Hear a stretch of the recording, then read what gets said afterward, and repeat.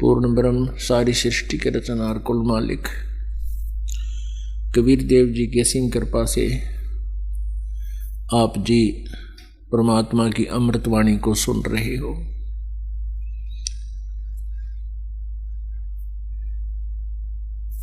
परमेश्वर कबीर देव जी ये वो सुप्रीम पावर हैं, वो परम पिता हैं, सबके कुल मालिक हैं, जिन्होंने ये सब सृष्टि रची है, जिनसे हम सभी प्राणियों की उत्पत्ति हुई है।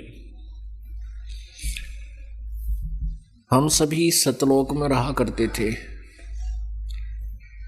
वहाँ कोई जन्म मृत्यु नहीं था, वृद्ध अवस्था नहीं थी। सतलोक के अंदर कोई किसी वस्तु का अभाव नहीं था, कोई कार्य नहीं था हमको।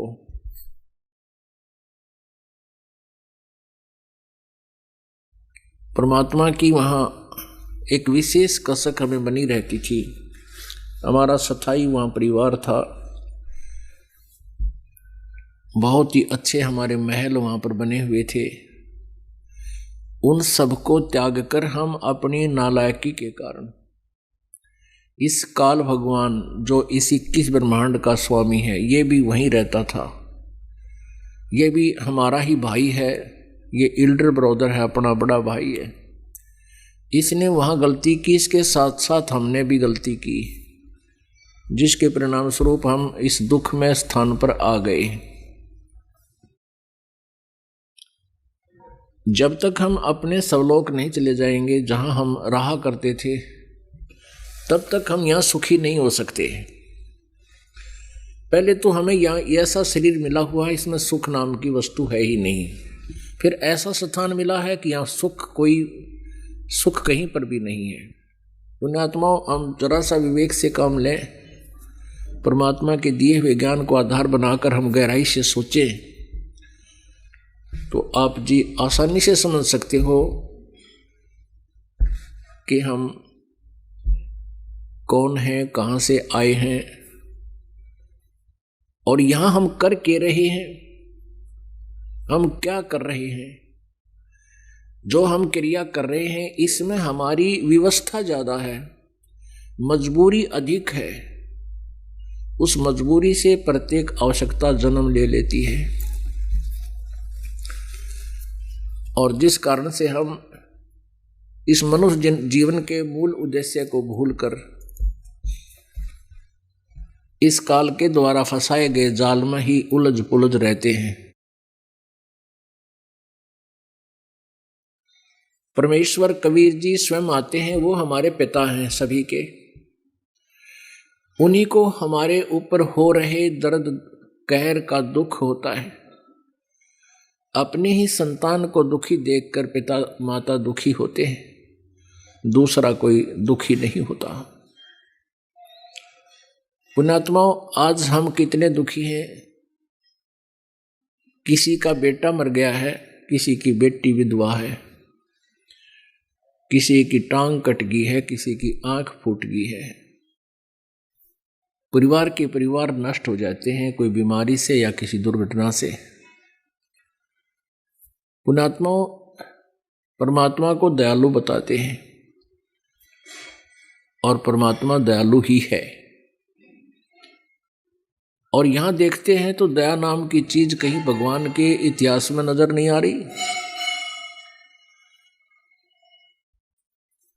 एक व्यक्ति ने इकलौता पुत्र था, उसका अच्छी शिक्षा कराई, उसको अच्छी शिक्षा दिलवाई, विवाह की तैयारी थी, अच्छी पोस्ट HCS पोस्ट पर वो नियुक्त हो गया। विवाह की तैयारी हो रही थी, उसी दिन एक्सीडेंट में मर गया। दुर्घटना के अंदर उसकी मृत्यु होगी। पुण्यात्मा, और भी बहुत सी ऐसी घटनाएं हैं जो आप जी को भी मालूम है। परमेश्वर कहते हैं इस बात को सभी जान जाते हैं, कौन सी डूबन की है, कौन सी तैरन की, लेकिन ख्यास नहीं करते, जोर दे के विचार नहीं करते। जब तक हम विचार करना की आदत नहीं डालेंगे प्रत्येक घटना पर, तो हम यहाँ से हिलेंगे नहीं। ठीक है, जैसी भक्ति आप कर रहे हो, साधना कर रहे हो, इसका फल आपके गुड अकाउंट में लिखा जाएगा। और कभी मनुष्य जन्म होगा तो आपको ये पुण्य धर्म जो आप कर रहे हो इस सच्ची साधना का, ये तो ढेर मिल जाएगा। लेकिन यह दुर्गति मिटे नहीं जब तक आप यहाँ से हृदय नहीं हटाओगे कि हम यहाँ आए किस लिए हैं और किसके लिए हम यहाँ सारा जीवन व्यर्थ कर रहे हैं। क्या संतान के लिए? हाँ, संतान के लिए। और संतान का ना पता ही नहीं वो कल के हो जाए उसके संग में। तो ऐसी दुर्घटनाओं को टालने के लिए भी समर्थ शक्ति की आवश्यकता पड़ती है। वो समर्थ कबीर देव है जो हमारे प्रारब्ध के अंदर आने वाली दुर्घटनाओं को यानी कोई और भी कोई किसी प्रकार का आपदाएं हैं उन सब को वही टाल सकता है। अन्यथा कोई भी प्रभु जिनको आप इष्ट मानकर पूजा करते थे, श्री ब्रह्मा जी, श्री विष्णु, श्री शिव जी और ब्रह्म पर ब्रह्म दुर्गा जी, ये हमारे प्रारब्ध में अंतर नहीं कर सकते, कोई चेंज नहीं कर सकते, परिवर्तन नहीं कर सकते। आपके भाग्य में मृत्यु है तो मृत्यु होगी ही होगी, लेकिन एक परमात्मा है, वो पूर्ण ब्रह्म सत्य पुरुष। वो यदि आप परमात्मा की शरण में सच्चे दिल से लग रहे हो और आपके परिवार में भी अगर कोई आपत्ति आनी है उसको भी आपकी प्रार्थना से वो टाल देगा प्रभु। पुण्यात्माओं, इस अध्यात्म ज्ञान का बहुत गहरा और विस्तार है, बहुत इसमें गूढ़ रहस्य है और विस्तार के साथ इसको समझना पड़ता है।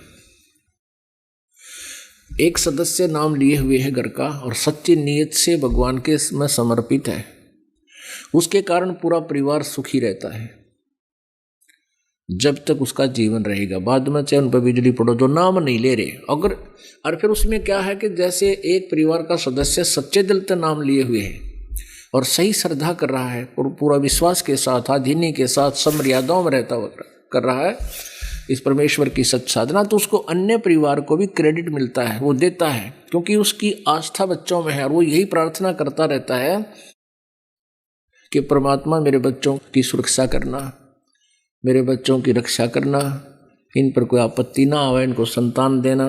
तो वो क्या होता है कि वो क्रेडिट तो उनको मिल जाएगा आपकी प्रार्थना से, लेकिन आपकी भक्ति माइनस होती चली जाएगी और आप मोक्ष से वंचित रह जाओगे। आप जी को चाहिए कि उन बच्चों को भी मार्ग पर लगाओ, उनको भी मार्ग पर लगाओ। जैसे किसी के एक ट्रक के किसी के जो है ना कार में या पंचर हो गया, हवा निकलेगी और दूसरे के टायर ट्रक के टायर से उसमें डाल देंगे तो ट्रक भी खड़ा रहेगा। फिर वो ट्रक के अंदर से जो टायर से यानी ट्यूब से हवा निकाल कर छोटे व्हीकल के पहिए में डाल दी, व्हील में, इतनी राहत आप अपने परिवार को दे रहे हो और आप फिर खाली हो जाओगे। आपको चाहिए कि अपने बच्चों को भी उसी रास्ते पर लगा दो और उनको भी पंप दे दो, भाई अपना रास्ता बता दो कि ऐसे ऐसे यहाँ से हवा डलवाओ। यानी परमात्मा के नाम का हैंड पंप लेकर के उसका अपने टायरों में हवा डालो, एक दूसरे को ना दो। कहने का भाव यह है कि हमने इस अध्यात्म मार्ग को सुनना है, क्योंकि ऐसे बहुत से प्रमाण हैं। जैसे एक टटीरी थी, टटीरी एक पक्षी था, वो पिछले जन्मों के टायर, उसने पिछले जन्म जन्मांतर की भक्ति की हुई थी, उसके संचित कर्मों में डिपॉजिट थी, और फिर उसके ऊपर आपत्ति आई कि उसने टटीरी पक्षी के रूप में वो जन्म था, उसके बच्चे अंडे उसने उत्पन्न कर दिए कुरुक्षेत्र के मैदान में, और वहां पर 18 करोड़ सेना इकट्ठी होगी युद्ध के लिए। तब उसने परमात्मा से प्रार्थना की थी, मेरे अंडों की, मेरे बच्चों की रक्षा करना प्रभु। आत्मा से रोई थी वो।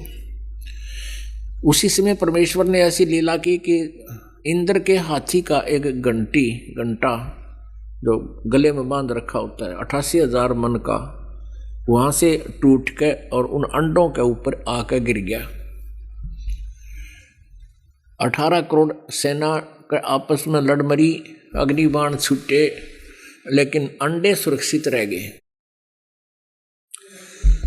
तो पुण्यात्माओं, इस प्रकार वो पुण्यात्मा जो थी, पिछले जन्म जन्मांतर की पुण्यात्मा थी, और बीच बीच में हम बहुत सी गलतियां कर देते हैं जिसके दुष्परिणाम भी भोगने पड़ते हैं।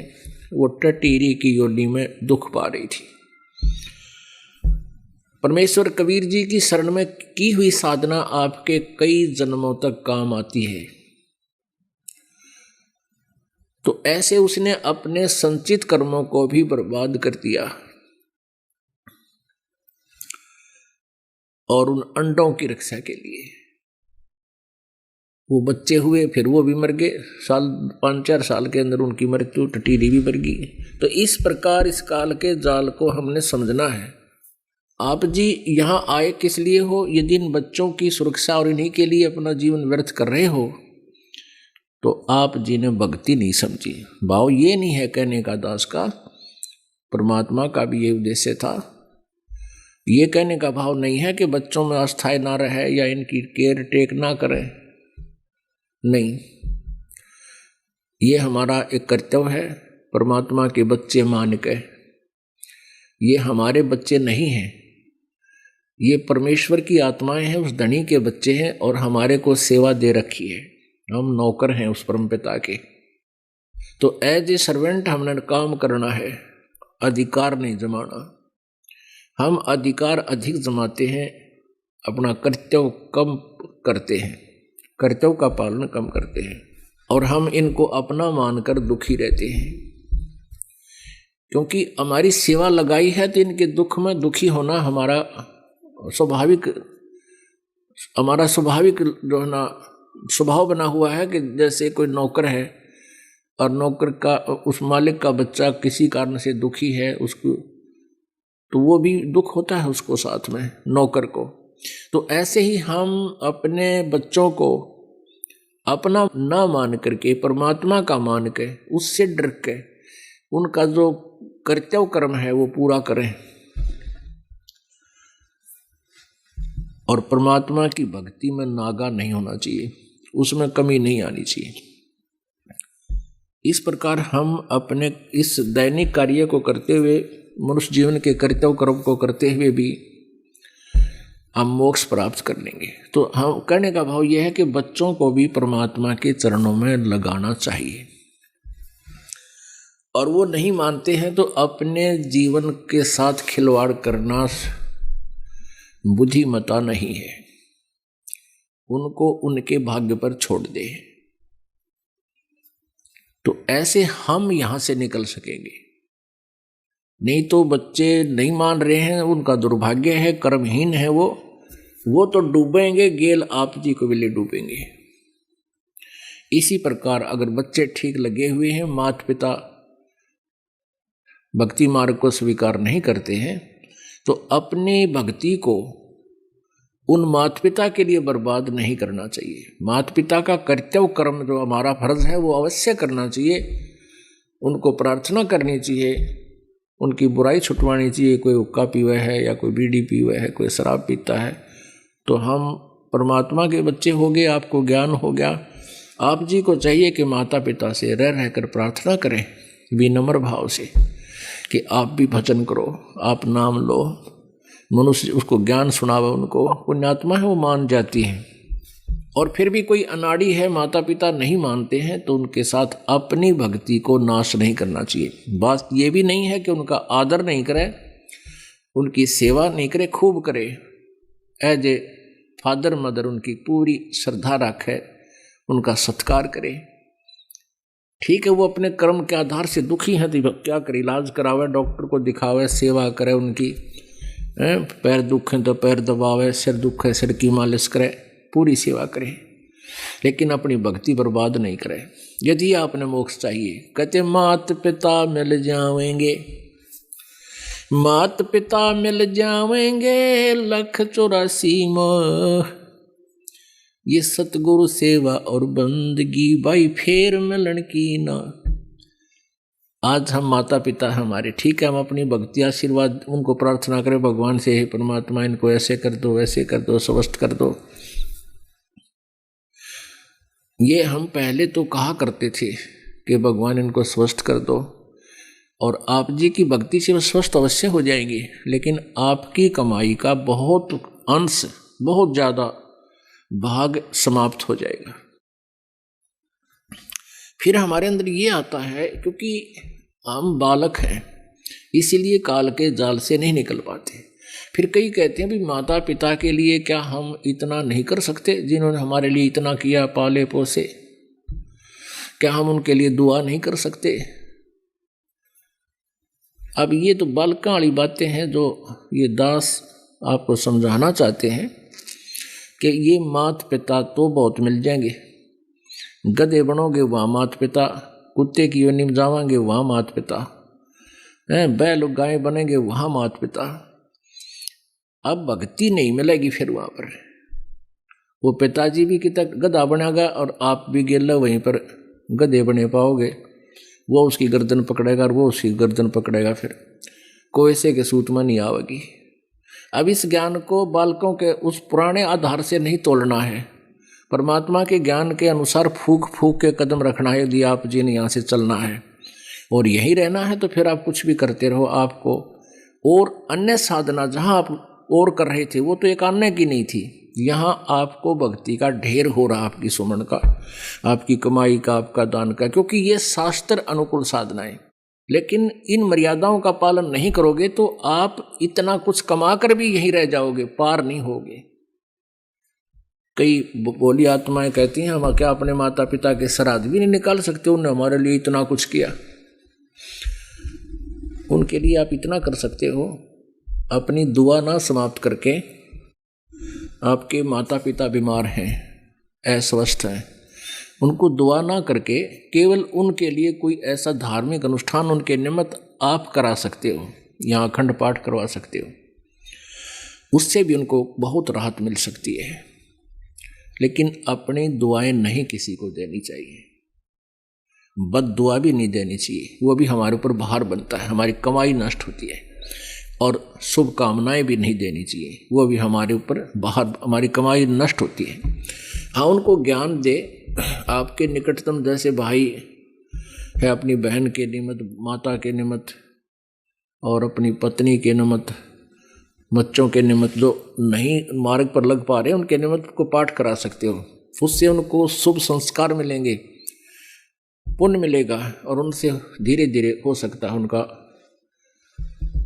माइंड भी परिवर्तित हो जाए और वो भी फिर मार्ग पर लग सकते हैं। नहीं तो उनको उसका सहारा अवश्य मिलेगा। तो इसका ये विकल्प है। तो पुण्यात्माओं, परमात्मा बताते हैं एक लेवा एक देवा दूतम और कोई किसी का पिता नहीं पूतम। ये ऋण संबंध जुड़ा एक ठाठा, अंत समय सब बारा बाटा। एक जैसे एक बच्चा, एक लड़का इतना लायक है, पिताजी तो दारू पीवे हैं और ताश खेले सारा दिन, बोल रहे तो लड़न न हो जा, और बेटा उसकी सेवा करता है, कमाता है, पिताजी शराब पीता है। तो वो पिताजी उस पुत्र से पिछले जन्म में लिया हुआ किया हुआ जो कुछ उसका अपना प्राप्त कर रहा है। एक बेटा ऐसा है, माता पिता कमा रहे हैं और वो गोटी लगाता है, जुआ खेलता है और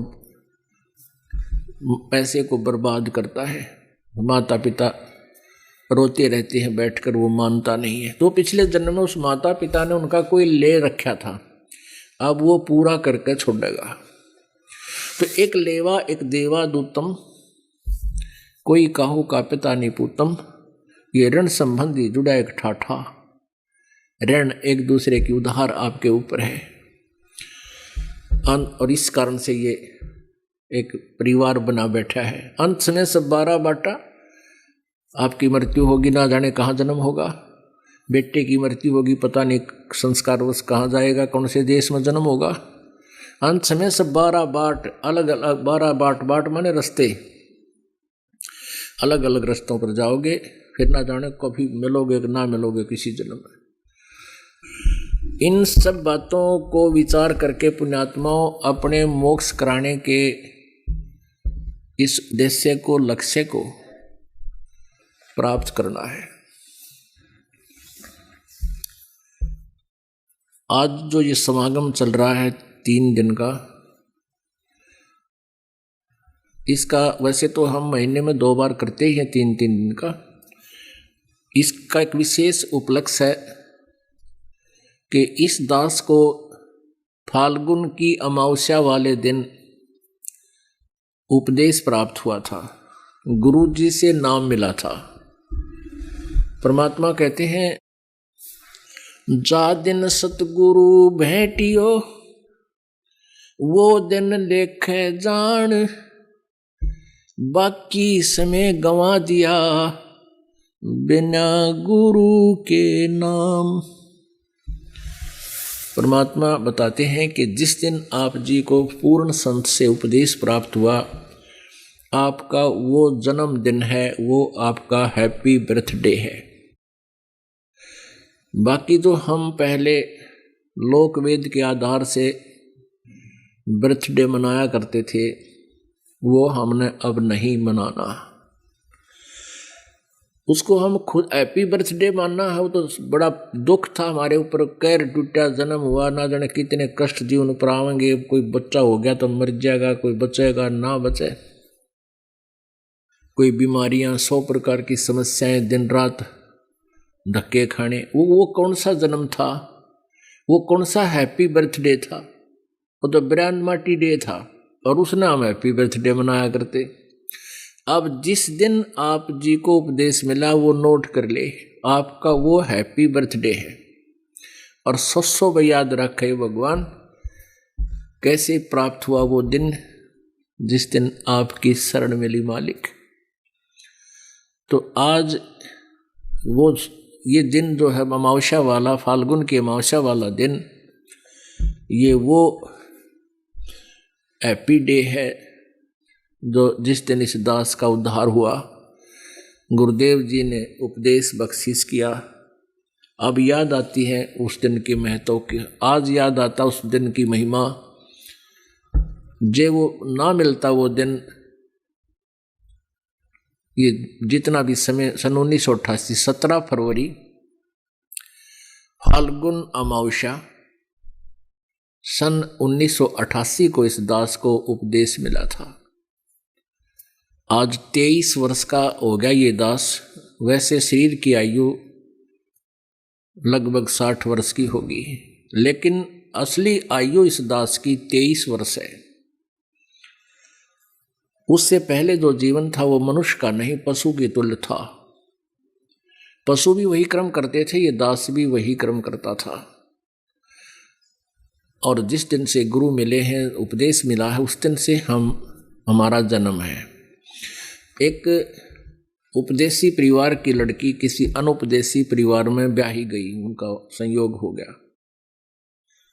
उनके गुरुजी उधर जा रहे थे, घर वालों ने कहा कि गुरुदेव आपकी बेटी वहाँ गई है, उधर से होते जाना। वो मानते नहीं हैं, उनको कुछ शिक्षा देना। तो वो गुरुदेव उनके घर चला गया। उस दिन न तो उसका पति था, न उसका ससुर, कहीं बाहर खेतों में गए हुए थे, किसी कामवश बाहर गए हुए थे। उस गुरुदेव ने पूछा, बेटी अच्छा उधर से क्या था कि उसकी सास को काफी कहने सुनने से 5-6 महीने पहले किसी संत से उपदेश ले लिया था। तो गुरुदेव वहां पहुंचा, उसने पूछा कि बेटी सासू है तेरी? और सासू वहीं बैठी। कहाँ जी? कितने वर्ष की है? कि 6 महीने की। 6 महीने की है मेरी सासू। अच्छा, और ससुरा? बोला ससुरा तो सही नहीं। और पति? बोला पति भी को ना। अच्छा, तो कहा बेटी मैं फिर आऊँगा, अभी तो मुझे समय है नहीं, फिर 1-2 दिन रुकूंगा, इन सबको प्रार्थना करूँगा और समझाएंगे। चला गया। अब वह बुढ़िया ने तो सींग पिना लिए और लगी लड़न उस लड़की के साथ। कितना शर्म नहीं आई, हमारी बेइज्जती करे, इतना बोलने का भी ना बेरा है। वरना 60 साल की औरत ने तो 6 महीने की बतावे, और ससुरा मार दिया, तने खसम मार दिया। उन दोनों का सही कोई ना। अब वो होगी कड़ा शुरू, अब ऐसे होता जगत और भगत का न्यू बैरोस है, उनके सारे नियम और उलट होते हैं। अब बुढ़ा आया सामने, बुढ़िया ने तब होगी शुरू, फिर सारे प्रवचन सुनाने बोली किसे घर की आएगी या देख मन्नत न्यू कहा 6 महीने की इनके गांव में तारा था एक बाबा जी, और उन्होंने पूछा था तेरी सासू से कितने दिन की है, तेरी सासू है न, बोली कोई सासू तो 6 महीने की है, मुझे तो 6 महीने की बतावे, और तन्ने तेरे बारे में कहती ससुरा तो मेरा सही को ना, और खसम न भी न बोले अपने मेरे लड़का भी मार दिया इसने, तेने को भी कोई ना। अब बूढ़ा समझदार था भाई इस बालक गेला के बालक होऊंगा, और वो कह के गया है 2 दिन आऊँगा फिर मैं उसी से बात करूँगा। तो उस वृद्ध ने उसके ससुर ने जब वो आया संत उससे पूछा महाराज जी इस लड़की ने बहुत गलत शब्द प्रयोग किए और हमने इस बात का घना दुख हो रहा है। अब क्या शब्द प्रयोग किए कि उसने आपकी बात हो रही थी जब मेरी पत्नी को अपनी सासू जो 60 वर्ष की है लगभग उसको तो नहीं बोली कि 6 महीने की है, और मैं देख तेरे आगे जीवित बैठा मेरे बारे में क्या बताया था उसने, ससुरा सही कोई ना, या कितनी नालायक लड़की है, और अपने पति के बारे में भी नो कही थी उससे वो भी कोई ना, केवा रांड होगी भाई। तब उस महात्मा ने कहा कि चौधरी साहब बात सुनो मेरी, ये हमारे कोड वर्ड थे, ये थारे समझ में बात आने की कोई नहीं थी। वह बुढ़िया बैठी, वह लड़की भी बुला ली, सारे बैठ गया, वो इकट्ठे हो गए। जब उस महात्मा जी ने कहा कि जिसने नाम नहीं ले रखा भक्ति नहीं करता उसका मनुष्य जीवन नहीं है, वो तो पशु के साथ जीवन है। और इस बुढ़िया ने 6 महीने पहले नाम लिया होगा। वह बुढ़िया बोली हाँ जी 6 महीने पहले नाम लिया था मैंने, एक महाराज जी आ रहे थे गांव में और इस थारी बेटी ने दबाव देकर मुझसे नाम दिलाया था, मुझे नाम दिलाया, तो इसलिए तेरे को तो नो बता रही थी 6 महीने की से बुढ़िया, इससे पहले का माई तेरा जन्म पशु के साथ था, मानस का नहीं था, और जिस दिन तक नाम मिला उस दिन तक तेरा मनुष्य का जीवन प्रारंभ है, इसलिए तू 6 महीने की बताई। अच्छा महाराज जी मेरा तो गलती होगी और मन तो बहुत गलत सलत बोल दिया बेटी ताई, अब कोई बात ना, बिना ज्ञान के ऐसे हो जाता है। और ससुर ने नाम नहीं ले रखा इसलिए इसने नौका कि तो सही को नहीं, तो बूढ़े के भी इस बात का असर हो गया। महाराज जी बात तो तेरी 16 ने काफ़ी ज्ञान समझा, तो उस ससुर ने भी नाम ले लिया, फिर पति ने भी उपदेश ले लिया। एक पुण्य आत्मा अच्छे घर की बेटी सत्संग परिवार की दूसरे घर को जाकर भी ऐसे सुधार देती है। तो जिस दिन से आप जी को उपदेश मिला है वो आपका जन्म है, और बाकी का जो जीवन है आपका वो व्यर्थ गया। फिर भी कहते हैं जीना तो थोड़ा ही भला, कई बुजुर्ग ऐसे होते हैं तो जब तक हमें उपदेश प्राप्त नहीं हुआ तब तक हमारा जीवन व्यर्थ होता है, और मानुष जीवन पाकर परमात्मा की भक्ति नहीं करते हैं तो अब ये पशु तुल्य जीवन बताया सतगुरु ने। तो गुरु जी भी पूरा हो। देखो परमेश्वर कबीर जी आते हैं, वो चारों युगों में अपना ज्ञान प्रचार करते हैं, और उस ज्ञान के अंदर दम होता है, बाकी ज्ञानों में दम नहीं होता।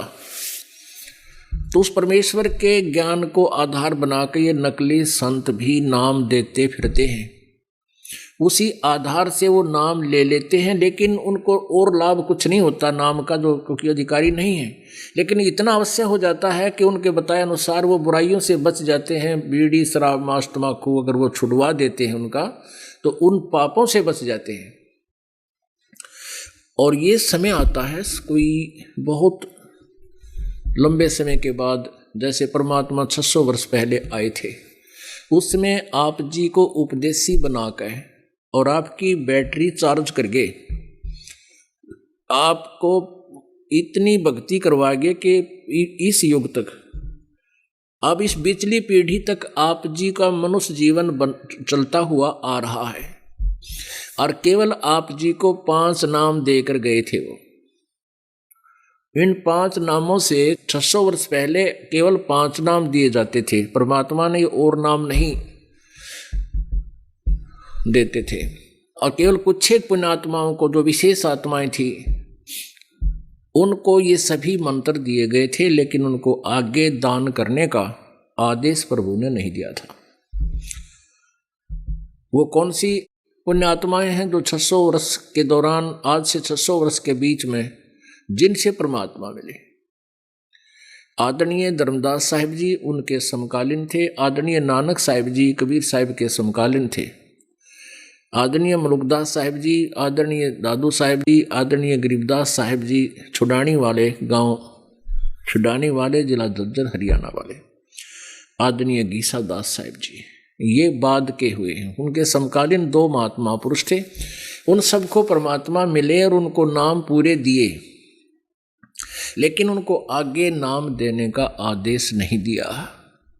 किस लिए नहीं दिया? क्योंकि ये नाम फिर सब जगह फैल जाएगा। नकली संत, काल के दूत इन्हीं नामों को देते हुए फिरेंगे, और हमारी जब बिचली पीढ़ी का समय आएगा इनको पार करने का, जो अब वर्तमान में चल पड़ा, तो उस समय हम न तो ज्ञान की भिन्नता बता पाएंगे और न ही नाम की कोई भिन्नता होगी। वही नाम वो नकली दे रहे होंगे, वही नाम हम देंगे, तो उन नकलियों को छोड़कर वो पुण्यात्मा हमें पहचान नहीं पाएंगी, यहाँ नहीं आएंगे।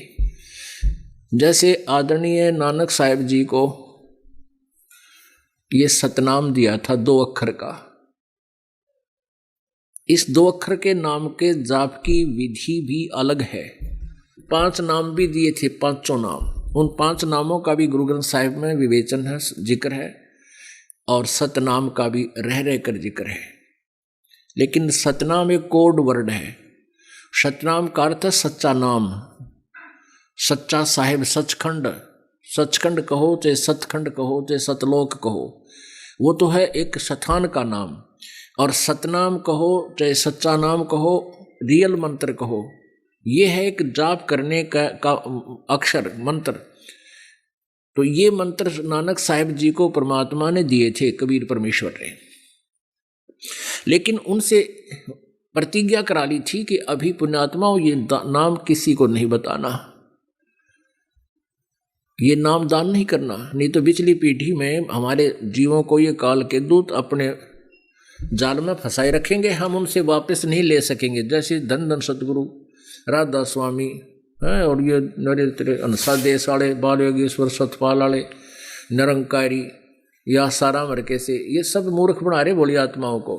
इनका ये सुधांशु जैसे, इनके पास खख नहीं ज्ञान का, कत्य दातम ज्ञान नहीं, एक नए पैसे का महापुरुषों के पास। ये पिछले जन्म की पुण्यात्मा है, अपने पुण्यों का नाश कर रहे हैं, और साथ में भोली आत्माओं को मिसगाइड करके भगवान से दूर करके ये महा पाप के भागी हो रहे हैं।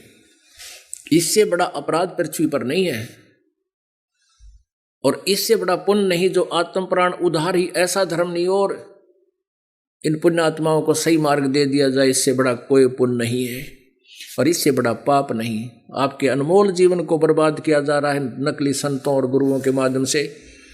ये काल अपना दाव लगा रहा है। तो ये जो दास से आपको बताना चाहता है कि परमात्मा ने ये मार्ग छुपा रखा था, इस ज्ञान को भी छुपा कर रखने की प्रतिज्ञा करा रखी थी। धर्मदास तो लाख दुआई, ये मूल ज्ञान कहीं बाहर ना जाए। मूल ज्ञान जो दास आपको अब प्रकाश में ला रहा है, जिस ज्ञान को, इसको छुपा कर रखने की प्रतिज्ञा करा रखी थी।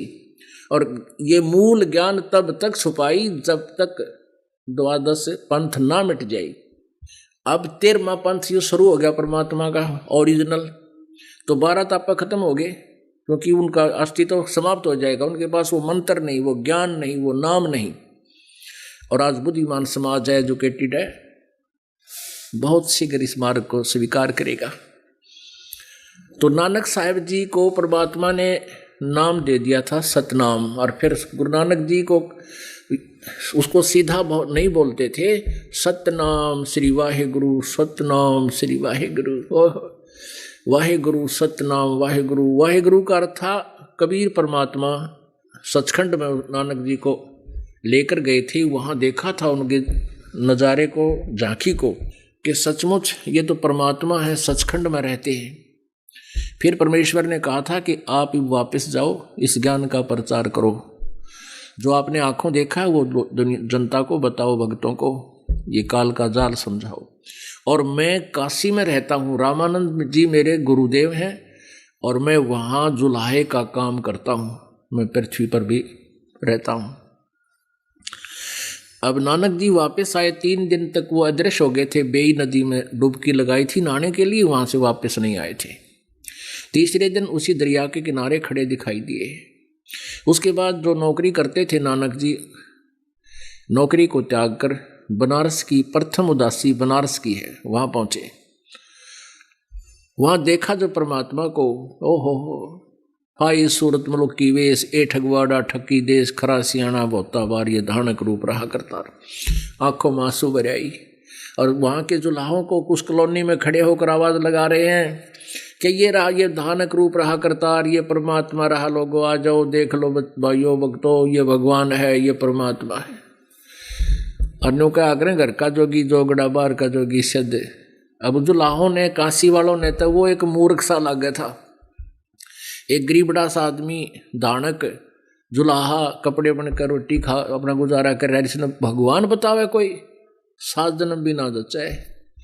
लेकिन नानक साहिब जी कैसे भूल सकते हैं। फिर नानक साहिब जी को उपदेश दिया कि वहाँ आना, सतनाम दूंगा। तो उससे पहले वाहे गुरु सतनाम, वाहे गुरु सतनाम, सतनाम मिले, वाहे गुरु वाहे गुरु। जब परमात्मा मिले देखा तो हो, ये तो वही वाहे गुरु, यानी वो परमात्मा ही ये गुरु रूप में पृथ्वी पर विराजमान है। आदरणीय गरीबदास साहिब जी को भी परमात्मा ऐसे ही सचखंड लेकर गए थे और फिर वापस छोड़ा था। उनके अंतःकरण में ये तत्व ज्ञान भर दिया था, उनका ज्ञान योग और दिव्य दृष्टि खोल दिया था। तब आदरणीय गरीबदास साहिब जी ने कहा था, आम सुल्तानी नानक तारे दादू को उपदेश दिया, जात जुलाहा भेद न पाया, ये काशी माहे कबीर हुआ। हम यानी मुझे पार किया, अब्राहिम सुल्तानी अधम को पार किया, दादू जी को पार किया, नानक जी को पार किया। हम सुल्तानी नानक तारे और दादू को उपदेश दिया। वो जाति जुलाहा, वो धानक जात में उत्पन्न प्रगट परमात्मा, और भेद नहीं पाया, वो काशी माहे कबीर हुआ। अब परमेश्वर कबीर कहते, झांकी वे कबीर की नानक की वाह, और वह सिखा का गल पड़ीब कौन छुटावे था।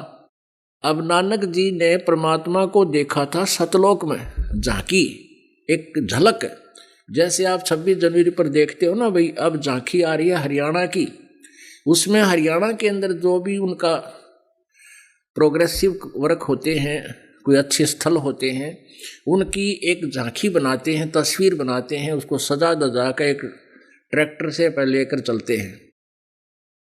तो उस झांकी में वहाँ के हरियाणा में जो भी प्रोग्रेस हो रही है, या कोई अच्छा स्थल है, कोई धार्मिक स्थल है, या कोई और अच्छी कोई इंडस्ट्रीज लगी हैं, प्लांट लगे हैं, उनके उसके अंदर एक मॉडल बनाए होते हैं, उसको झांकी बोले हैं, नज़ारा। तो ऐसे कहते हैं, सतलोक में परमात्मा को देखकर झांकी वेख कबीर की, नानक की वाह, वाहे गुरु वाहे गुरु, ओए होए होए। उन्होंने तो हृदय से कहा था, वाह वाह वाह, ओ ये है भगवान। और फिर कभी गुरु रूप में बनारस में मिला, जब ने कहा था, वाहे गुरु सतनाम वाहे गुरु, ओए होए। कहते ये गुरु मिला और सतनाम मिला। जब बात बने सतनाम मिल गया तो मालिक ने कहा था कि इसको बताना नहीं, दोनों अक्षरों को आप किसी को ये दान भी नहीं करना, आप अपना कल्याण कराओ। अपने आत्माओं, अब आपको थोड़ा प्रमाण देते हैं। अब ये प्रमाण आपके समक्ष होगा कि नानक जी साहिब को, आदरणीय नानक साहिब जी को परमेश्वर कबीर जी ने वो सच्चा नाम सतनाम 2 अक्षर का दिया था, लेकिन उनसे कह दिया था कि इसको आगे दान नहीं देना। पूरे सिख धर्म में कहीं पर भी सतनाम का उपदेश नहीं है, तो इससे आपको विश्वास होगा। अब दास को तो पहले ये बातें आपको बताया करता था। अब परमात्मा की कृपा से जो सिख समाज के अनुयायी हैं वो भी बुद्धिमान व्यक्ति हैं, परमात्मा की चाह है। उन्हीं में से एक भक्त ने जन्म साखी बालाजी वाली को पढ़ा और उसमें समुद्र की साखियों में देखा उसने इस दास को दिखाया, जी आप सही कहा करते थे, आज हमारा दृढ़ विश्वास हो गया। ये बालाजी वाली साखी को एथेंटिक मानता है पूरा सिख समाज, सिख धर्म, और उसमें ये 2 अक्षर का मंत्र स्पष्ट लिखा हुआ है और मना किया हुआ नानक जी ने कि तुमने इसको जाप नहीं करना। ये देखिएगा, जन्म साखी भाई बालाजी बाले वाली सब तो वड्डी भाई बाले वाली जन्म साखी।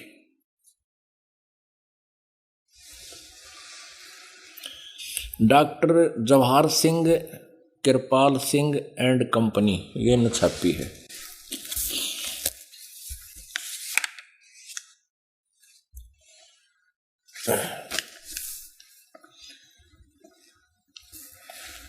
ई जन्म साखी अज तक छप चुकियां नालों वड्डी है, सब तो वड्डी ते पुरातन यानी पुरानी है।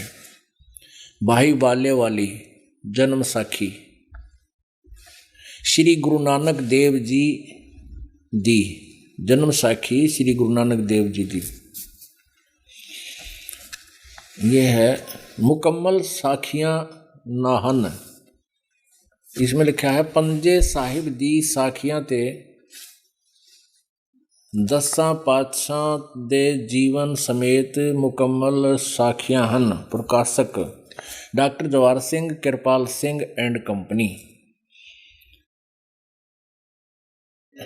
यह है पुस्तकां वाले गली नंबर 8 बाग रामानंद अमृतसर छपी है।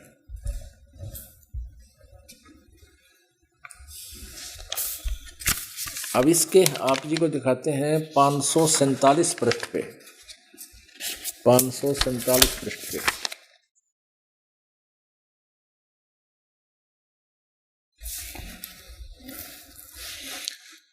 ये 547 पृष्ठ है। समंदर दी साखी, यहां शुरू करते हैं। बाला संधु उवाच, जैसे गीता जी में है ना कृष्ण उवाच, तो बाला संधु वाच यहाँ से शुरू होता है। ताते हे गुरु अंगद जी जद गुरु नानक जी अजीते पासों विदा होए ता मर्दा ने कहा कि सच्चे पातशाह जी असा समुद्र ता देखिया पर लंका ना देखी, जिथे रामचंद्र जी चढ़ाई कीती है ता गुरु नानक जी कहा चलो भाई बाला ते मर्दाना तुहानू रंज नहीं करना, आखी मीटो, आखी बंद करो, आखी मीटो, जा आखी मीट के खोलियां ता समुद्र दे कंडे यानी किनारे जा खड़े होए ते आखण लगे बाला जी ते मर्दाना मेरे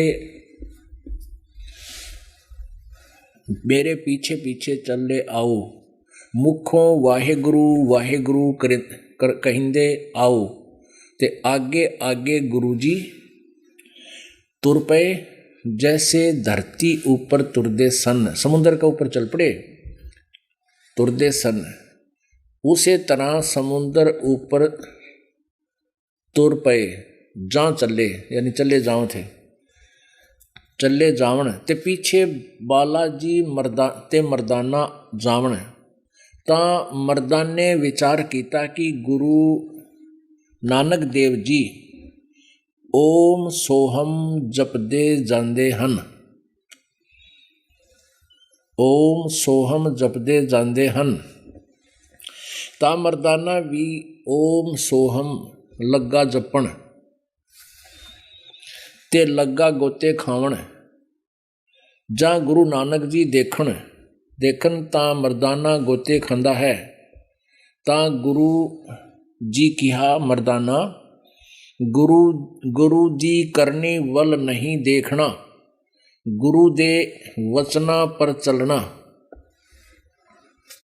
चाहिए। तू मर्दाना ओहे आँख जे असां आखिया है, ता मर्दाना फेर लगा वाहे गुरु कहन, ता फिर जल ऊपर उसे तरह तुरन लगा। अपने आत्माओं, ये है वो ज्ञान जो दास आपको बताना चाहता है। इन प्रमाणों के बिना आप इनको स्वीकार नहीं कर सकते, क्योंकि हमने अज्ञान को आवश्यकता से अधिक सुन रखा है। एक तो ये सुन रखा है कि गुरुजी कोई वचन दे दे, कोई नाम दे दे, वही गुरु का वचन पार कर देगा। पुणात्माओं, प्रथम तो जो गुरु होगा वो एंड बैंड बोला नहीं करे, हुआ वाई नहीं बकता, वो सत्य ही कहता है, और जो नाम पार करने का होता है वही उपदेश देता है। अब कोई कहे कि डॉक्टर कोई भी दवाई दे दे, उसी से पार हो जाएगा। यदि डॉक्टर होगा तो कोई दवाई नहीं देगा, वो वही दवाई देगा जिससे रोग कटेगा।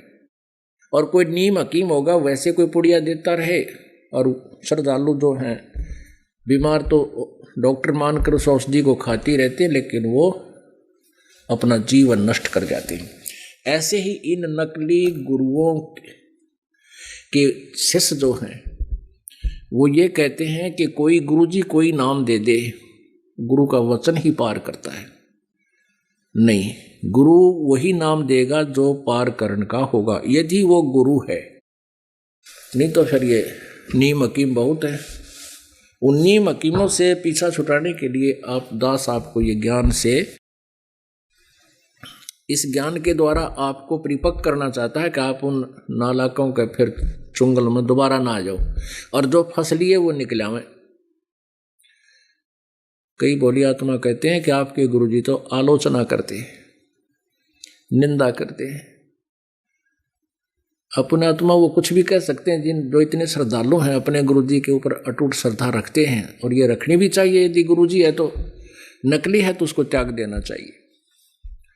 अब जैसे सरकार ने एक बार नकली नोट पकड़े थे 500 के, 1000 के, और उनको फिर टेलीविजन के माध्यम से, समाचार पत्रों के माध्यम से दोनों को, ओरिजिनल और डुप्लीकेट दोनों को आमने सामने दिखाया था, और बताया था कि ओरिजिनल ऐसा होता है, डुप्लीकेट ऐसा होता है, इससे बचना।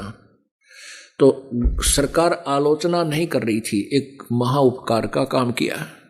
ऐसे ये दास कर रहा है कि हमारे जो सदग्रंथ हैं, पवित्र गीता जी, पवित्र वेद, पवित्र पुराण, पवित्र कुरान, पवित्र गुरु ग्रंथ साहिब, पवित्र बाइबल,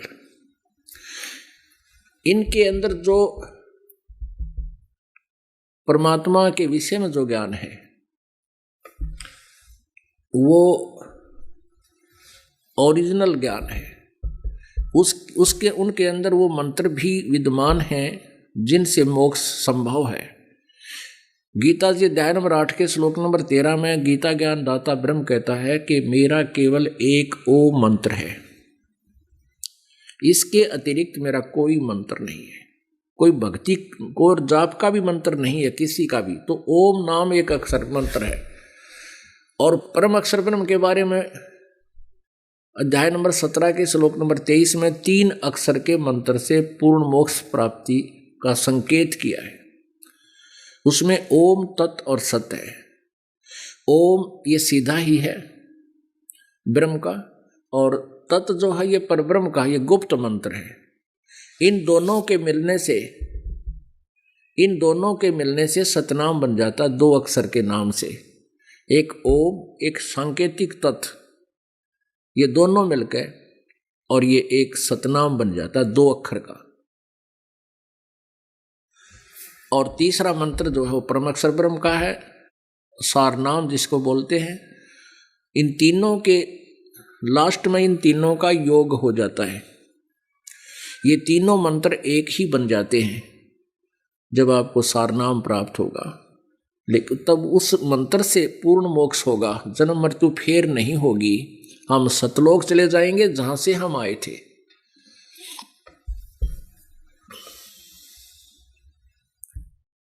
पुण्यात्माओं, परमात्मा के पाने के लिए आप जी को एक विशेष समय भी निकालना पड़ेगा। जैसे कल आपको बताया था कि हम बच्चे को एक रोजी रोटी के योग्य बनाते हैं, भैया या तो नौकरी कर ले या कोई बिजनेस व्यापार करे तो उसमें शिक्षित होगा तो मार ना खाओगा। उसके लिए हम 15-16 वर्ष 20 वर्ष तक बच्चे को फ्री छोड़ देते हैं, पैसे भी लगाते हैं, उसको समय भी पूरा देते हैं, उसका कहीं घर पर कार्य में प्रयोग नहीं करते उस बालक का। तब 15-20 वर्ष में जाकर के 2 रोटी के योग्य वो बनता है, पेट के लिए एक नौकरी योग्य बनता है, और हमने भगवान पाना है। अब इसमें आपने समय भी निकालना पड़ेगा, आप जी ने धन भी व्यय करना पड़ेगा। जैसे हम बच्चे के लिए पैसा भी लगाते हैं, समय भी देते हैं, क्योंकि हम उससे हम परिचित हैं कि ये बच्चा अगर पढ़ के शिक्षित हो गया और लग गया अपनी कोई नौकरी वगैरह तो अपना जीवन सफल कर लेगा, ये पैसा हमारा व्यर्थ नहीं जाएगा। और सुपात्र को दिया हुआ दान, पूर्ण संत के माध्यम से किया हुआ आपका दान और लिया हुआ मंत्र आप जी का व्यर्थ नहीं जाएगा, क्योंकि हम उस प्रोसीजर से, उस लाभ से हम परिचित हैं बच्चों वाले से। और जिस दिन हम इससे परिचित हो जाएंगे फिर हम इधर भी इतने ही सक्रिय होंगे। आप जी को परमात्मा की महिमा और उससे होने वाले लाभ से परिचित कराकर ये दास ये चाहता है कि आप जी इस मार्ग पर भी इतने ही प्रयत्नशील हो, और तब होगे जब आपको इसके महिमा का पता लग जाएगा।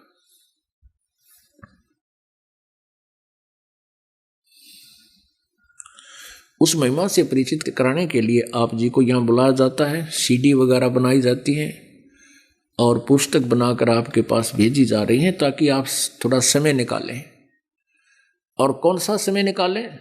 जैसे नौकरी वाला नौकरी करता है, 7-8 घंटे उसकी सर्विस है, उसके बाद का समय आपके पास बहुत है, 16 घंटे हैं, 6 घंटे सो ले, 10 घंटे और है, 2 घंटे नहान धोन फ्रेश व्रेश में ला ले, कौन फ्रेश व्रेश होने में, फिर भी आपके पास 8 घंटे बच गए।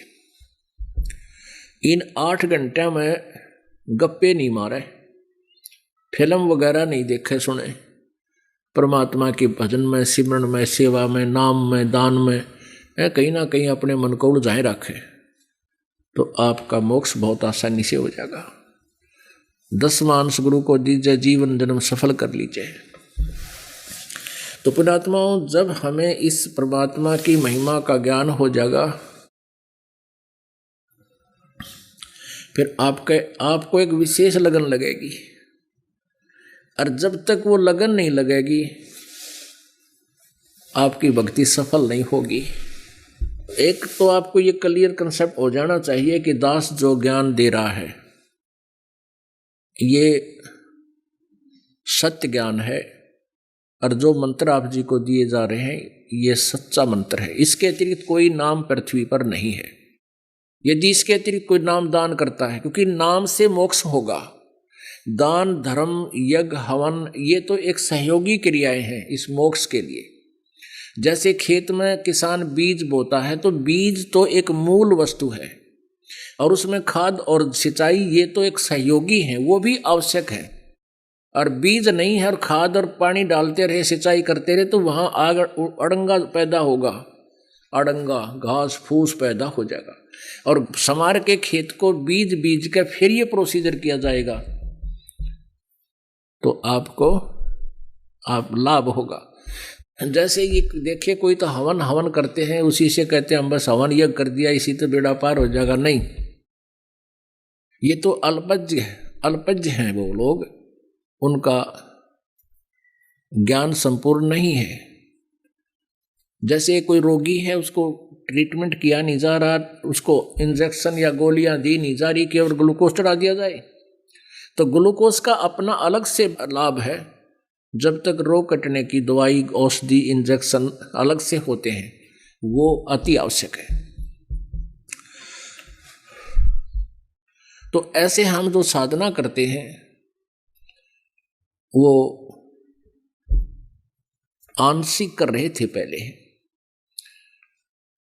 कोई हवन कर रहा था, कोई स्वाध्याय करता था जिसको ज्ञान यज्ञ कहते हैं, और कहीं धर्म भंडारा हो रहा, 10 रुपये दान कर देते थे या धर्म भंडारे करवा देते थे। इनसे बात नहीं बनेगी केवल, लेकिन कहते हैं गुरु बिन माला फेरते, गुरु बिन देते दान, गुरु बिन दोनों निष्फल हैं, चाहे पूछो वेद पुराण।